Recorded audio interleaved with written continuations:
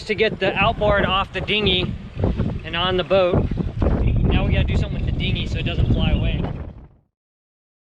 Good morning, friends, from Johnson's Lee. We managed to ride out the near gale last night. It was pretty wild. We held exactly where we set the hook.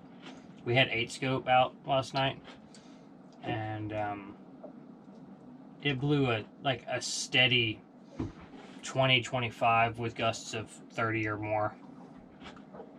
And yeah, it was forecasted to die off at like 9 p.m. but it went easily until like 4 p.m. or 4 a.m. this morning. So yeah, it was howling. And there's like, we had read in our book from Fagan that this Anchorage has like really bad katabatic winds, which are downslope winds, so the wind accelerates coming down sloping hill faces. So what was forecasted was like ramped up by quite a bit in this Anchorage, but this is the only Anchorage on Santa Rosa we could get to because of the wind yesterday. So yeah, let's take a look. It's really pretty out right now.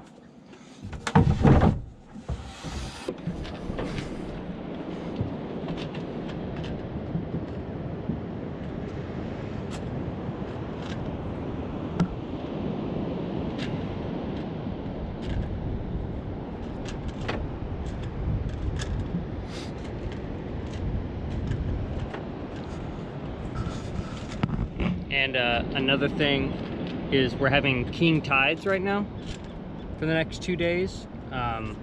So extreme high tides and extreme low tides. There was another little sailboat here all night, and looks like they already made way this morning. But yeah, wild night. There's a seal rookery. We're gonna be here all day today, spend the night here, and then tomorrow morning head out to San Miguel Island. But today we're gonna explore this, do some hiking, see if we can say hi to the seals, and enjoy a relaxing day of adventure.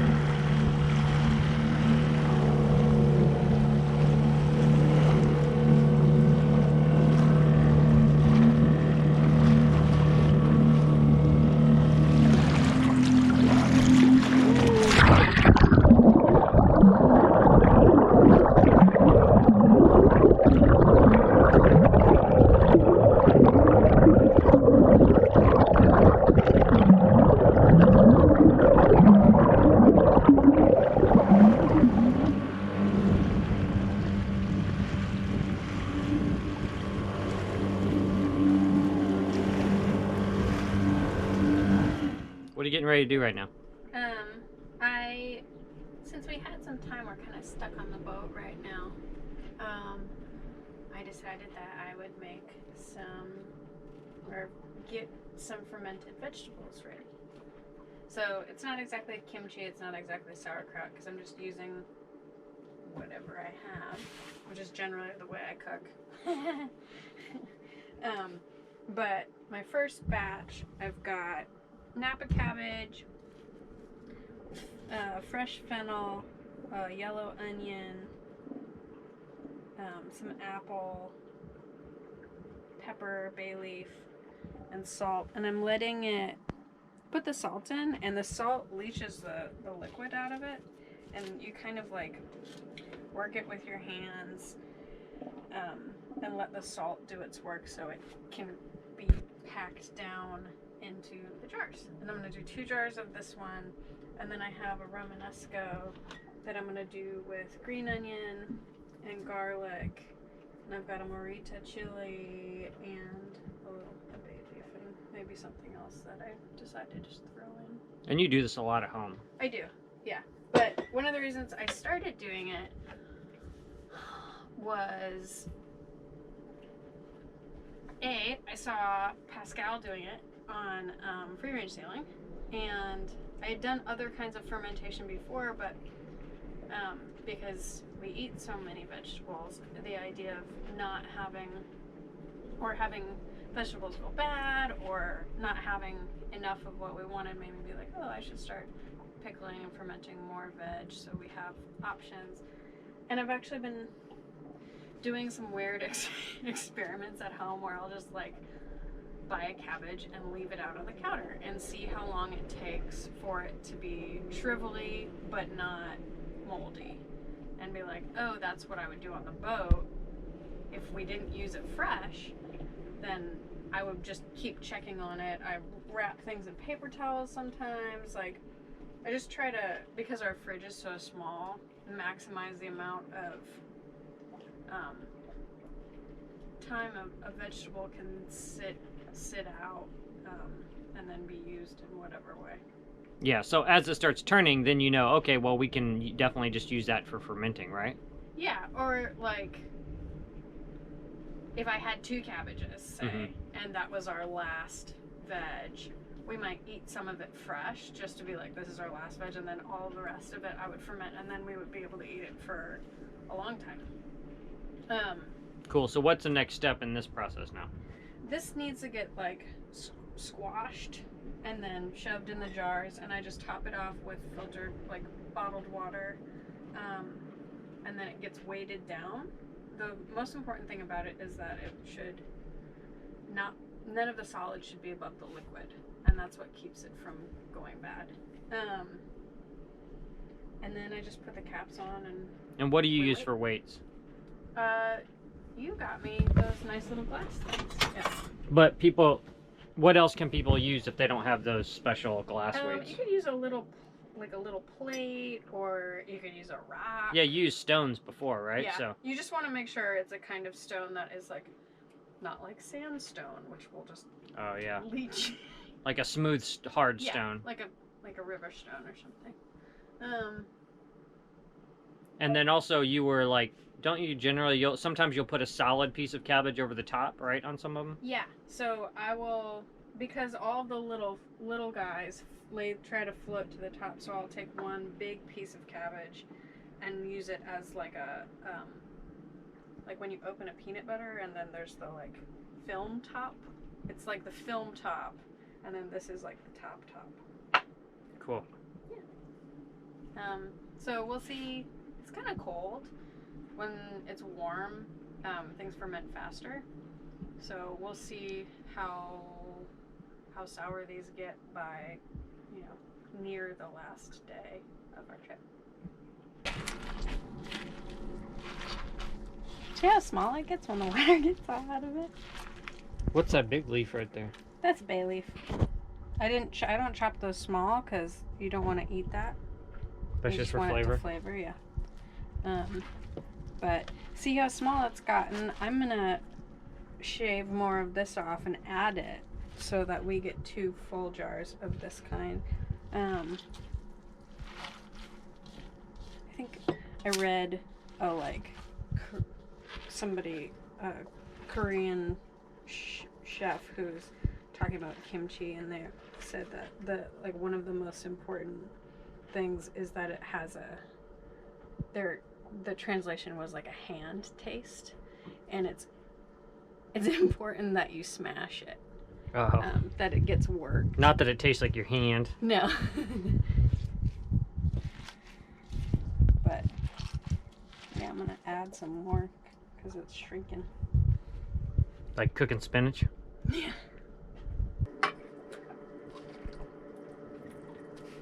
Just trying to get my jars even. So this is a whole Napa cabbage. They're a lot of the cells of vegetables when you smoosh them get a lot like they're puffy and like they condense down a lot. I'm not even packing this very tight right now because I'm trying to get. But like, look, those are my 2 jars. And this is all the liquid that came out. That's not added. That's just from... That's what the salt pulled out. Yeah. I'm going to chop the rest of this because I know it'll fit. I just didn't want to overstuff them like I sometimes do, because we're going to have to find a place, maybe inside the oven, to have these hang out. Because if they were stuffed real tight, then once they start to ferment, they've got little tops that are airlocks, but they'll bubble over, and we don't want to miss.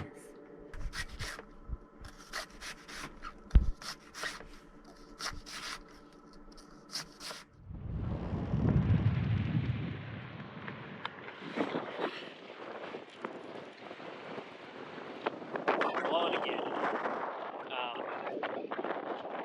We didn't bring a ton of dinghy fuel, which was my mistake.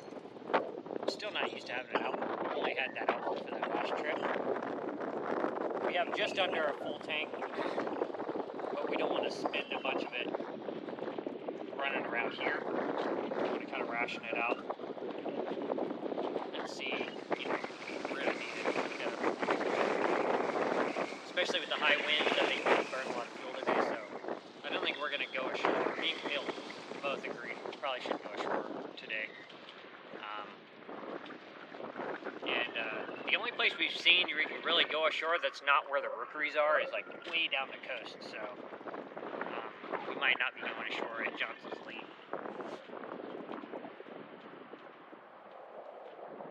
Wind's been coming up, dying off, coming up, dying off. Swells are coming in. Breakers over on the rocks.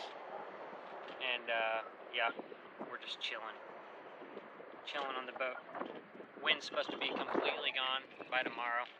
And when we make our way to San Miguel, which is great because it gets real gnarly out there, so we kind of have a perfect weather window to be at San Miguel with no wind. So, just enjoying the afternoon. So, it's like 2:45 and the winds are screaming. I mean, look at the sea state blowing away from shore.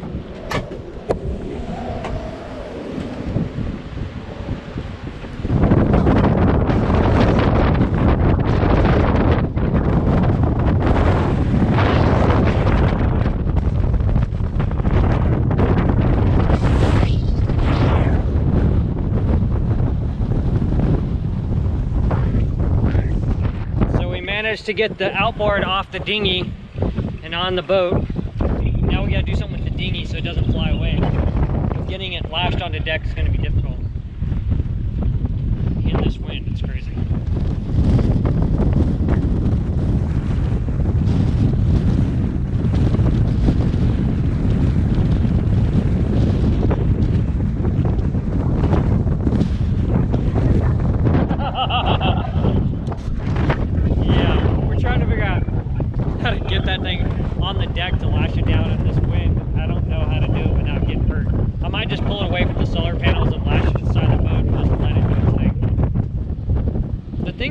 Snuck up on us so hard. It's not like we should have known to like have it on deck. It's like 2 in the afternoon. And it's just like we just got hammered.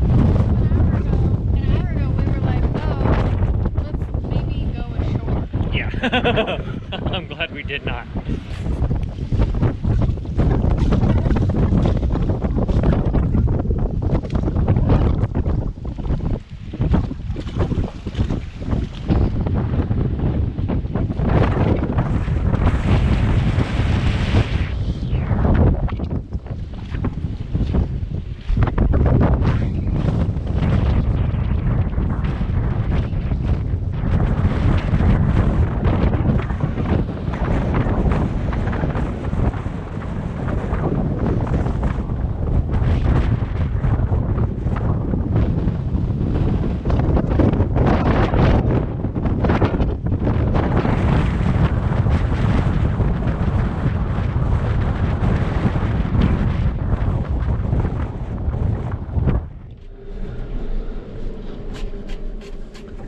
What are you making for dinner? Barley. chopping some fennel right now. And then I'm going to chop some onion.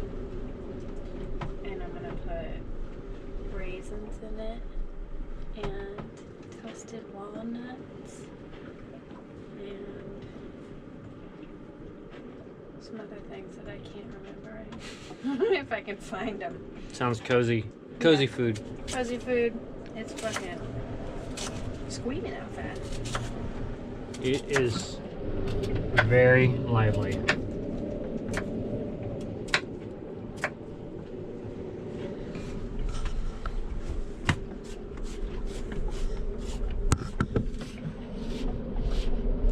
And we are very glad that we decided not to try to go ashore. Because it would have been the exact time where we were ashore when this would have hit. And while I think we could have made it back, it would have not been fun. It would have been not fun, and we probably would have almost run out our dinghy fuel. Which is... Nah, we have enough, but we wouldn't have had much for the rest of the trip. That's what I meant. Yeah. Not totally run out, but we would have spent it. We would have got there, been like, oh shit. Yeah. And then had to turn right back. Yeah. It would have been not fun. So, like Camille said, she could smell it. She's like, nah, I don't think we should go ashore. And I felt the same way. Especially there's no easy shore access here. So. There is, but it's covered in elephant seals, and we don't want to bother them. Yeah, exactly. So, ride out another night. Hopefully it's not as blustery as it was last night. But either way, we're set up. Our hook is happy. And we have our chafe protection on. It's all secure. So, just make dinner, read some books, and relax. And tomorrow morning we get up, haul up, and make way for San Miguel Island. It's supposed to be dead calm the next 3 or 4 days, which we hope is accurate. How's it look? Looks good. Check the Mordini.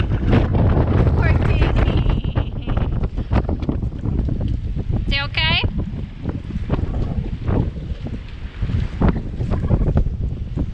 Yep.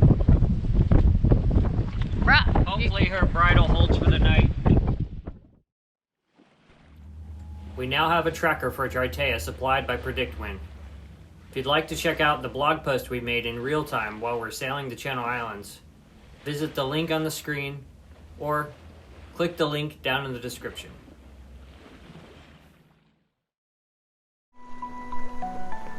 Thanks for watching. If you enjoyed this episode, please give us a like, subscribe, and leave us a comment. It helps us a lot. Thanks again to all of our patrons. Your contributions help us get the boat ready for big things. Until next time.